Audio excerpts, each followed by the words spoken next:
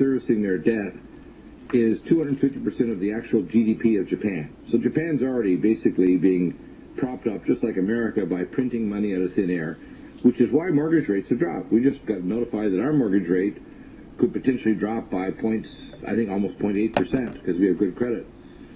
That's not because things are doing really well. It's because things are doing so poorly that they've actually devalued the equity in our home by printing trillions of dollars we don't have. And part of that is TEPCO. People don't see this because they softened it by saying, well, no, we can't get black paint to paint cars all over the world from TEPCO, and there's certain parts there's a chain of parts that come from northern Japan, from northern Honshu and areas around Fukushima and surrounding prefectures.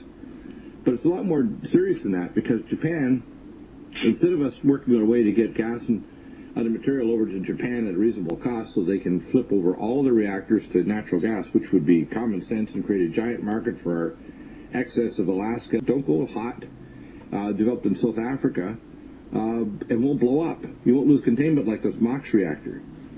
And you've done some work directly in the Korean area. What's the outcome there? I mean, what are the Koreans thinking? Because they're going to get some of the cyclonic winds that are going to carry radiation there, which is why they have radiation detectors at every fish counter in Seoul, South Korea.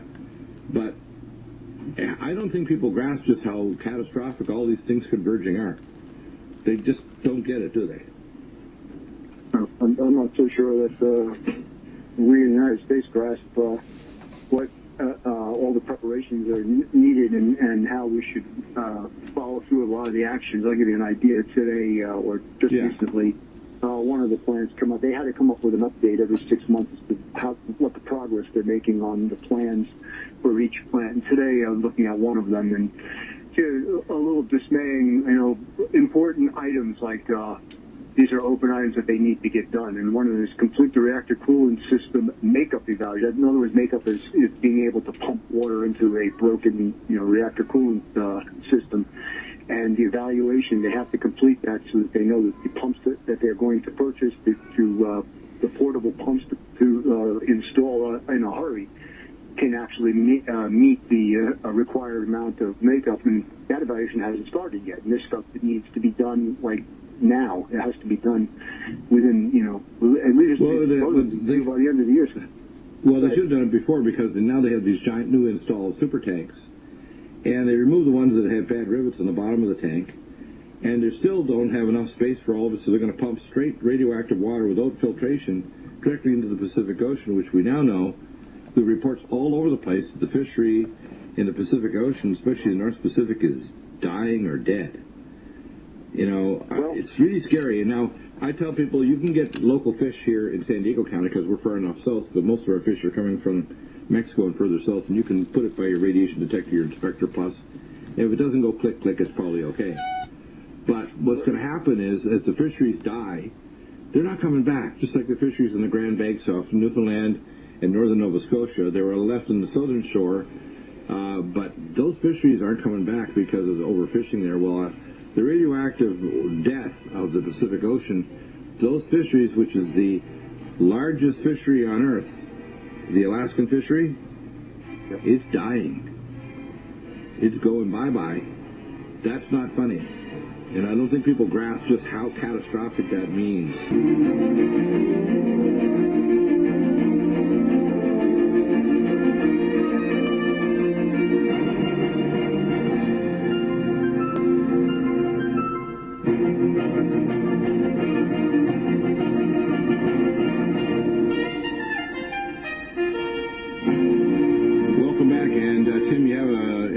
Update announcement. Tell us about it.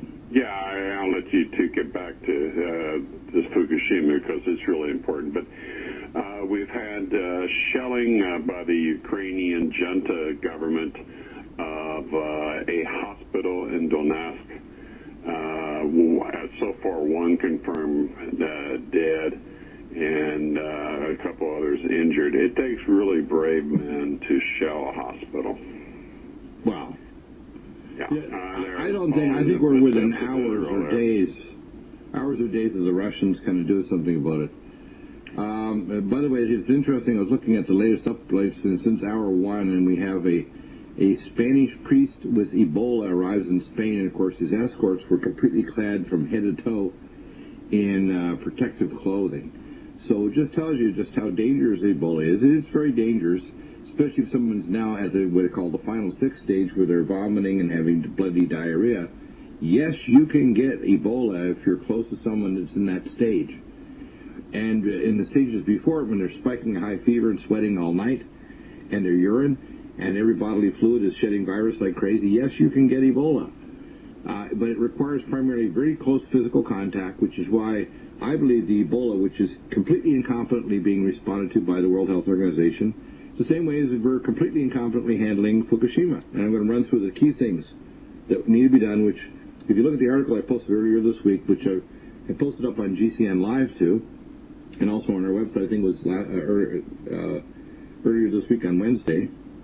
Number one, the first thing you need to do is, for Fukushima, is you need to stop neutrons and you need to stop water. Which means you need to build what's called starlight barrier above it, which will send 16 to 20,000 degrees above the area, so that escarpment with the aquifer running down underneath Fukushima is completely diverted from the area. Number two, you need a seawall below Fukushima. You need to pump that water through a real Alps system that pumps the water. You need to track all the steam vents under the ocean and back through the rocks. You need what's called a muon imaging, which you can actually image from a helicopter and even from space. But a helicopter or a jet can actually identify exactly where the corium is and ground-penetrating radar. And you need Kevlar spider silk tents over each facility separately. You need to stop trying to move the nuclear material and trying to isolate it.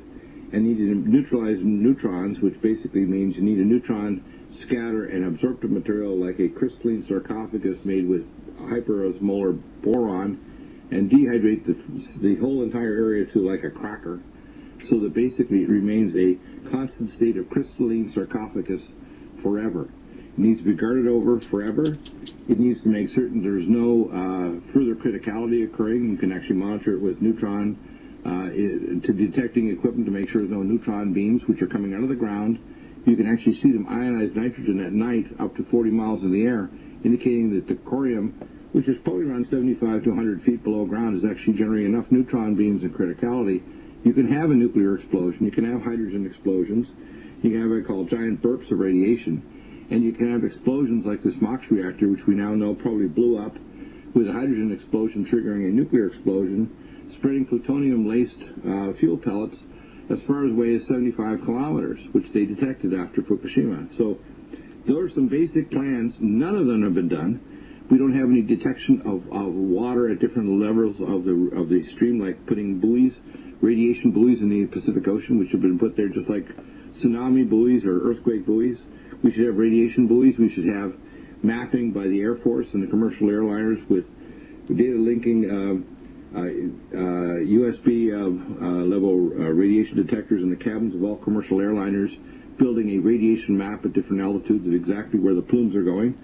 Nobody's followed any of my recommendations at all. And these are ones that can be challenged, ones that can be scientifically validated or thrown out. I don't care. If you've got a better idea, put it out there.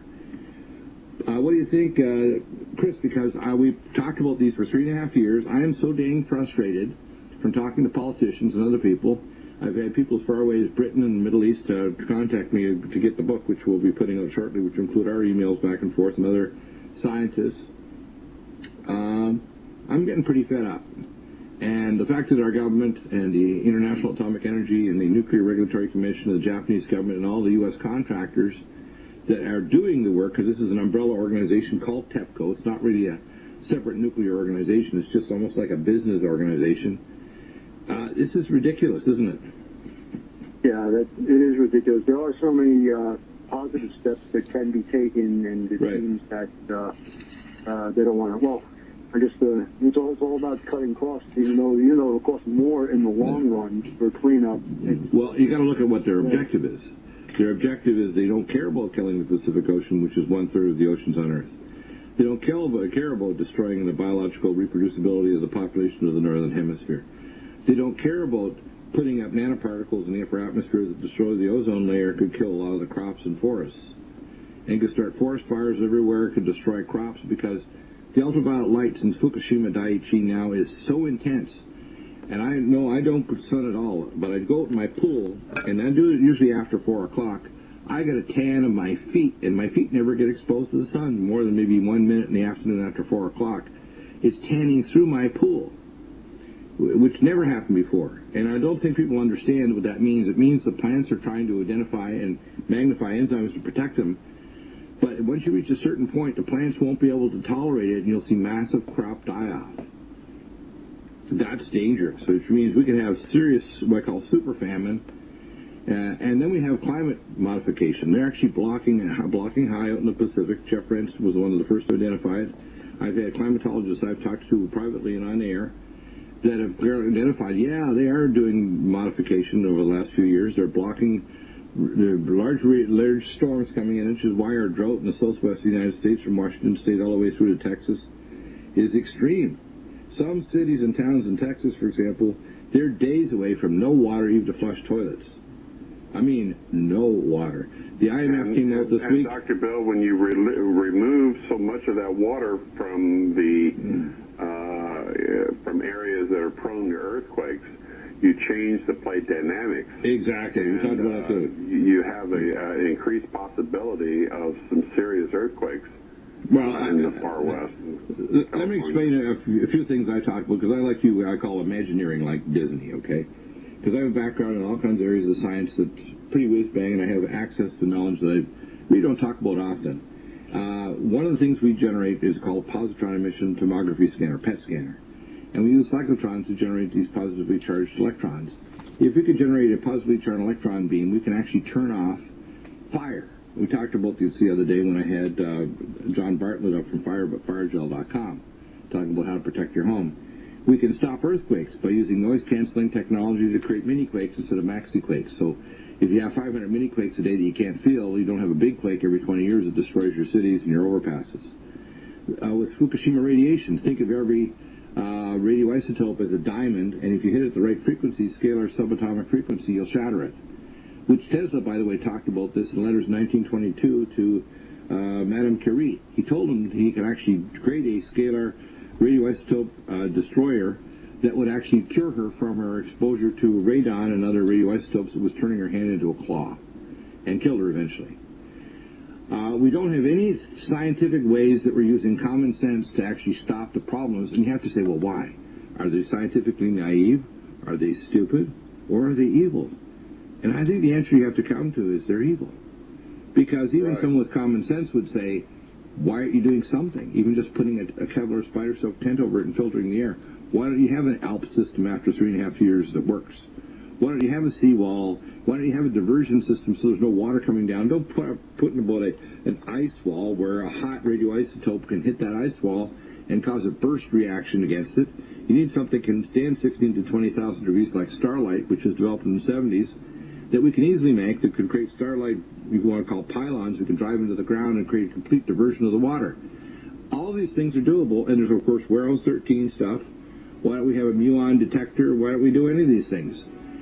And as I say, the most important thing I tell people, you might get ticked off at my fast rants and you might think I'm arrogant, whatever, I don't care. All I want you to do is don't believe a thing we say. Please, please, I beg you, just ask better questions. And when you do, and you get as ticked off as I am, and people that listen and want to know, you might do something by calling your congressman and senator and putting a fire under their butt. You might call your people that have stocks in the company you own that actually is a supplier or a contractor to the nuclear industry. You might write letters to the IAEA or the United Nations and say, what the heck are you doing? You might write letters to Mr. Abe, a Shinrikyo cult member, as to what the heck they're doing to the Japanese people and what are they promising. Thank you for listening.